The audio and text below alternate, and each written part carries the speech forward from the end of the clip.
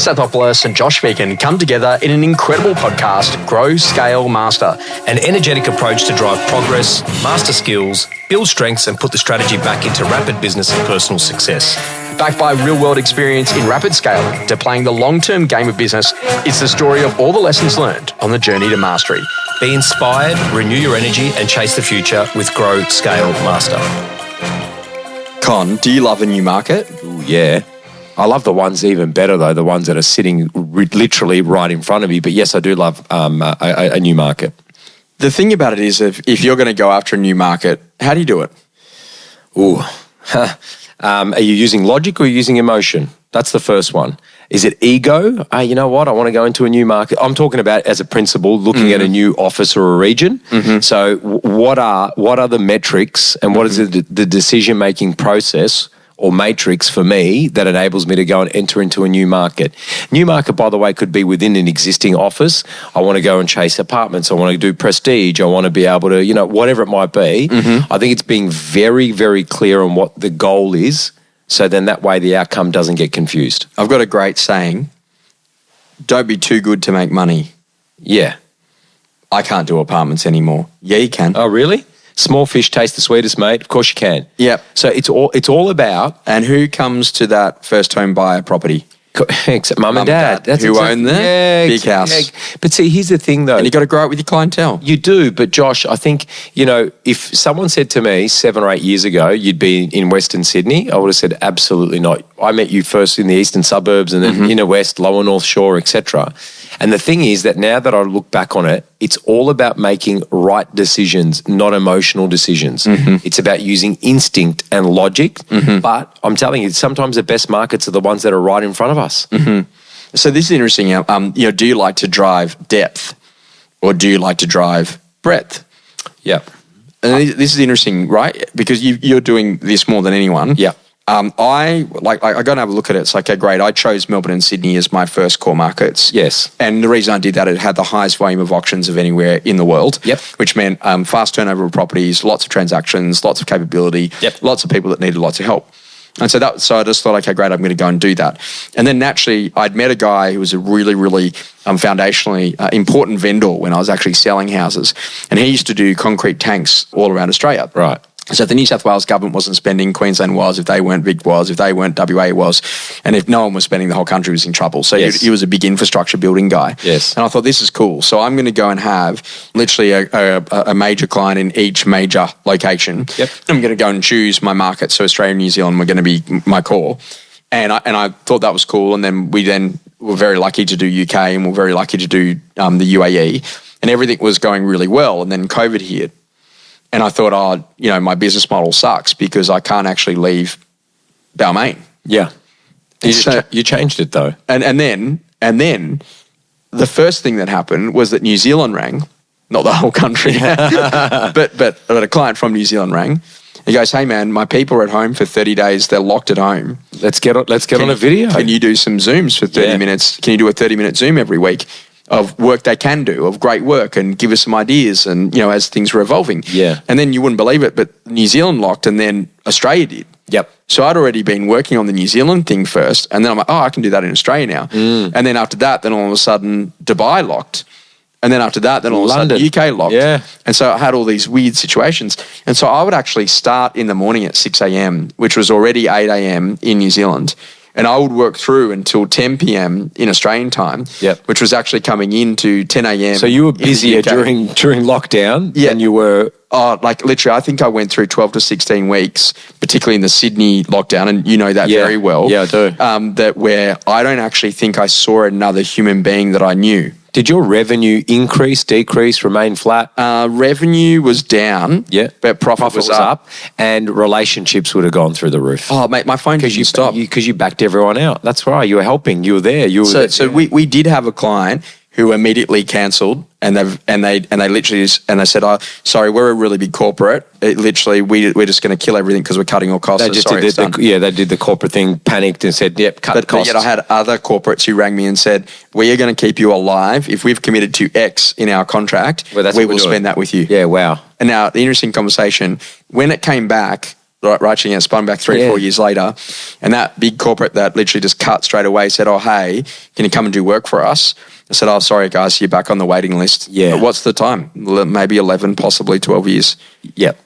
And this is the big conversation of what I'm trying to get you to think about today is that like inside of your business, if you're going to go after new markets, you got to know why you're going after those markets and they must be complementary to what you already do. Absolutely. And so this is what drove me is that like I understood very quickly that everything is about the power of data. 100%. And so what data do you actually have access at your fingertips and how can you get better at that? Yes. Now, I go and have a look at some exceptional brands and, we're now talking that we've got some businesses in Melbourne that are at 30, if not 40,000 properties under management. It's phenomenal. And you're going to look at it, McGrath would be very similar across its Eastern Seaboard, staple. So you start having a look at that. Well, where are the landlords and where are the archive landlords? Like, where do they fundamentally live? Yes. Now, when I was executing in a particular business in Australia, and they had a very large rent roll, I said, "Oh, can we get on the phone and start ringing some of the landlords?" And we got this huge amount of resistance because the property managers didn't want anyone ringing the landlord. I was like, "Well, I'm just going to get the BDM to do it." So like they know it. No, you can't do that. Why is that? Well, they might find a problem. Isn't that the whole idea though? I said, but like, do you know the easiest way to grow a business? I said, "What's that?" I said, "Retain." Correct. So you keep high retention, then growth is easier. Yes. But if you're constantly having to grow just to meet your current level because you're losing 10 or 20%, whatever, then that's a problem. So when you think about that, the other key thing is that like when you think about new markets, if it's complementary, and Alexander Phillips taught me this one, where he would say, "Well, where do your clients move to?" Yes. So he drew this thing and we got into trouble during GFC because Alex couldn't sell a house in Bronte for 2.5 or 3 million at the time. Right. And he's like, "Mate, what do I do?" And I just said to him, "Mate, sell the cheap ones." Yeah. Because the first home buy grants were coming out and all of a sudden $600,000 apartments in Bondi at the time were going well. And Alex is like, "Oh man, it's a lot of work, 5 extra apartment sales for one house sale." Yeah. I'm like, "Yeah, but the apartments are going to sell, the houses are not." And Alex grew his business that year, not only in volume, but also in revenue. And the interesting conversation is that what we learned very, very quickly is that where do they start? And so we tell this unique story that a single hangs out buying a little unit in Bondi.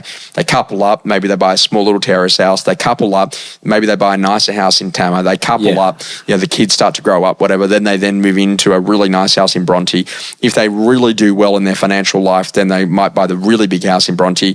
And then when they come to retire, they then move back into Paddington. That's right. And that run kind of went from, at the time, it was like 600,000 and the most expensive was kind of like 3 to 3.5 in Bronte. And then that would then drop back into Paddo for like 2.5 to 3.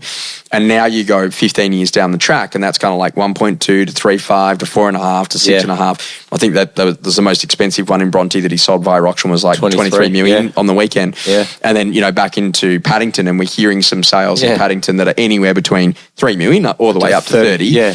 And so what you realise is he grew up with the customer base. How smart is that to understand? Because Australia Post will sell you transitional data of where people do mail forwarding. But you've got that anyway. You've got that when you're selling for your vendors. It's as simple as where you're moving to. Would it be okay, Con, if I organised the mail forwarding for you? Yeah, correct. I mean, but look, it's so basic. This is us in our business.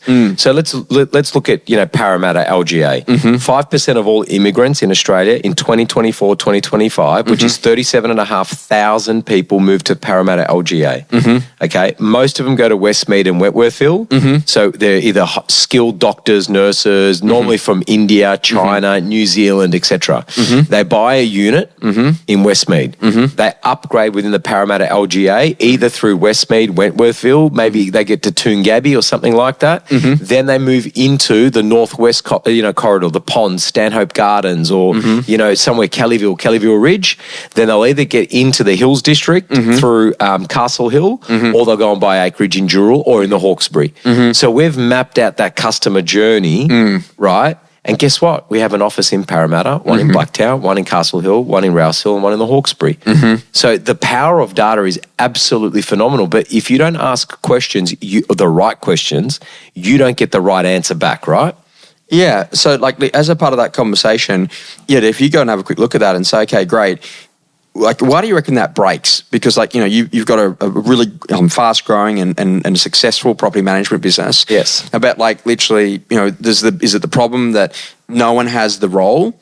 So, like, the property manager thinks functional, the BDM thinks new business, not grow existing, and doesn't see that generating a sales lead on a principal place residence is financially rewarded. Yeah. And directors are too busy to have a conversation, so no one's allowed to talk to the landlords, and then we don't have the data. One of my favourite ones was like, a client down in Melbourne gets all of their landlords' contact details and maps it, and 550 out of the 600 landlords live at the office. Yeah. I was like, Really? what do you mean? Well, because they went to a compliance seminar where they said, right on the managing authority, the office address. care of office. Oh my gosh, we got 38%. We got 2,200 managements. 38% of all of our landlords live in the same region. Yes. I think what it is, Josh, is perhaps what you said earlier, which is they either go very surface level and they don't go deep or wide. Yes. And so, yes, I have property management. It's functional, and my job is just to maintain that. And yeah, I've got maybe a bit of a leaky bucket, but BDMs top that up. And I think it's all about just planning, mate. Really. But this is that whole idea is that literally it also works in my business, right? So when I look at it like with salespeople, where do they come from? My best salespeople came from leasing, BDM. Yep. Where do my best office managers come from? Often property management, Yep. operational type capabilities so they can grow through the job roles. Some of the people that work in reception actually end up being the best office managers because they're really good with people. Correct. And then in addition to that, some of my salespeople and also to my property managers and operations people actually end up being business owners. Yes. So guess what? I now train leasing, property management, BDM, salespeople, teams, growing through teams. Yeah. Then I also train business owners. So actually, I'm growing up with my clientele as well. Correct. And a lot of the people that started with me, 18 years ago, and Josh, how do I do an open home callback? Are now saying, well, literally, how do I grow a business? How do I exit a business? Yeah. So literally, I'm thinking about the whole life cycle of someone entering this industry and then exiting that industry. And sometimes that's a few weeks, but like ideally, 20 or 30 years down the track, because they've really built some substantial wealth through residential real estate. And I think that if you think on that don't chase ego, chase relationships, chase what you can do. Experiences that rapidly shaped you. I'm going to give you 2 words that I think are the most powerful 2 words for intention setting, and they are not yet. Yeah, right. So, Con, I'm in a position where I start to think about it. Okay, right now I'm not a great prospector.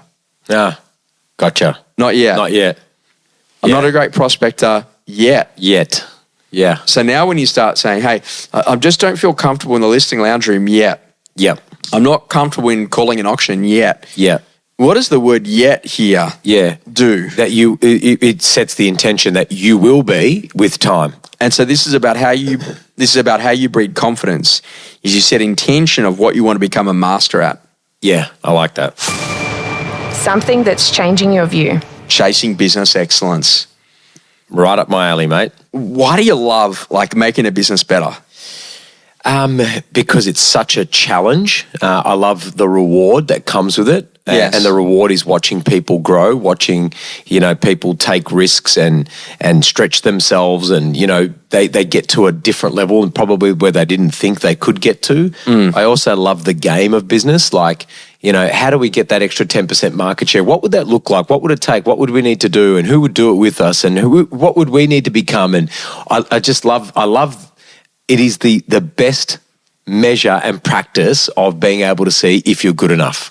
Yeah, and I think that that's a big conversation, is that now more than ever before, what you got to be doing is you got to say, hey, why do I like excellence? I just want to get better at it. Of course you do. But I know it sounds funny, but even the way that I'll pack a suitcase and how I'll travel and how I'll work a calendar and what I'll say to a buyer and how I'll open up a speech or how I'll open up a coaching session or what phone calls could I make whilst I'm driving along in the car? Who could I connect with? What little meaningful moment could I have? We've got this. Do you reckon that's happened because we've become older? and more mature? No, not at all. I was like, mate, I used to, my history. Yeah. I used to DJ a lot and run nightclubs and DJ at people's weddings. And mate, like literally, I just had this theory. Like I really was fascinated with systems. Yeah. I'll tell you this story. It's quite funny. So I was trying to get into DJing in nightclubs, and this was a thing back in the day when I had hair. And got photos. And I remember going in there, and I was talking to Nick George, who was the manager of the nightclub at the time, and I said, "Oh mate, so what's the role of the DJ?" He's like, "Oh, play music." I said, "Oh yeah, that's one way of doing it." He goes, "What do you mean?" I said, "Mate, have you not heard of pattern and rhythm?" He's like, "What's pattern and rhythm?" I said, "Mate, well, literally, here's a pattern, here's a rhythm." He goes, "What do you mean?" I said, "So what we actually do is we actually play like a really good song, and all the girls will run and get on the dance floor." Yes. So then we play another good song, and all the guys will then come to join to get next to the girls who are on the dance floor. He said, "Right." I said, "So then we play another one or two songs. They get like really hot because they're like dancing on the dance floor. There's a lot of people on the dance floor." He's like, "Yeah." I said, "And then I play a shocker." He says, "Why do you do that?" So I get everyone off the dance floor straight to the bar and get into order. He goes, "So what we do with the pattern and rhythm, if we do it right, and literally on an average like song length of like 3 minutes, we're actually in a position that we can get a minimum of 3 turnovers every hour." Yeah, wow. So we can get 3 drinks per patron if we have the pattern and the rhythm. This was before RSA, right? Yes. But he was like, "Oh wow, you're full on, you're on." I'm like, "Yeah, great." Right, And so- do you know what it is? You know what it is? I tell you what it is. Yeah. It's this relentless pursuit of being able to be better. Oh. So we had a cracking auction, right, on the last weekend. Yes. And there were three things we took away from that. And we review this just like a really good, footy club would. Yes. So we went, what are the 3 things we could have done better? Yes. And it had nothing to do about the vendor experience. Yes. Or the buyer experience. It had Yes. to do with 3 things. Yes. We did all the work to get all these people, 150 people plus to Yes. this property. Yes. From letterbox dropping, SMS, all that sort of stuff. Yeah. No one was checking in anyone. Yeah. Bum, bum. Yeah. That's the first thing. Second thing, we had a film crew there because we knew it was going to be a great auction. Yeah. But it was a development site. And so there were a lot of builders that didn't want to be on camera. There were a lot of heads there that didn't want to be on screen. And that deterred them and pushed them across the road. So the energy at the start was quite low, right? The third thing is we didn't leverage. One of our competitors did that job for us.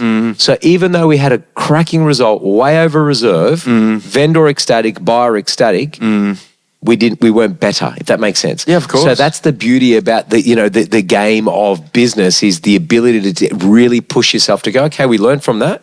So let's just move on and let's see what we can do to become better next time. I think this whole conversation is that why is business excellence such a great thing? Because you get to try stuff and see if it works. And then when you find out what works, go all in on it and literally just do it. And I said to someone like blue suit, white shirt. I know you mock me with that, but the thing I wear about the same thing, mate. I just wear a tie. But the thing about it is that literally I can travel anywhere in the world. The only place I can't wear that is Darwin, where I actually hot. have to be in like maybe a set of slacks and like a polo. Yeah. But if you want to be able to be in a position to get that training room. So it's really important to chase excellence, man. Yeah. Because how do we become the best in the world at what we do? Because that is absolutely exhilarating when you reach those moments. There's an old school saying, the moment you've arrived is the perfect time to start out again. Love it.